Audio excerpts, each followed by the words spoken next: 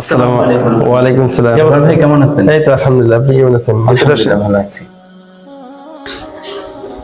আরে ভাই, সুন্দর একটা নিউজ আছে, খুশির সংবাদ। কি খবর ভাই? আল্লাহ আমাকে হজ করার জন্য কবুল করেছে। আমি তো হজে যাব ভাইজান। যাক, আলহামদুলিল্লাহ। আলহামদুলিল্লাহ। এই যে এটা এটা আপনার কি জন্য আবার? হাদিয়া, এটার মধ্যে বিরিয়ানি আছে, আপনার জন্য নিয়ে আসছি, নেন।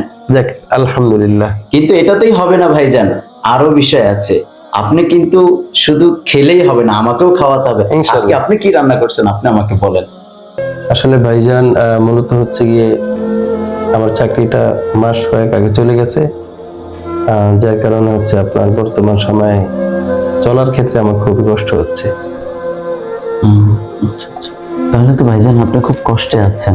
আপনার যেহেতু চাকরি নেই, আপনার সন্তানদের তো খাবার দাবার, আপনার ফ্যামিলিতে বাজার নিয়ে খুবই কষ্ট আছেন। আমি তাহলে আমার হজটা ক্যান্সেল করে দিই। আল্লাহ চাইলে আমি আবার ইনশাআল্লাহ পরে করতে পারবো। আমি এখন আপাতত আমার হজের টাকাটা আপনাকে দিয়ে যাচ্ছি ভাইজান। আল্লাহ চাইলে আমি ইনশাআল্লাহ আবার হজ করতে পারবো, কিন্তু আপনাকে যদি উপকার করতে পারি আল্লাহ আমাকে কবুল করবে। যাক, আলহামদুলিল্লাহ। আপনি যা ঠিক রাখেন, আছে ভাই। দোয়া করবেন ভাই, আর আমাকে ক্ষমা করে দিয়েন।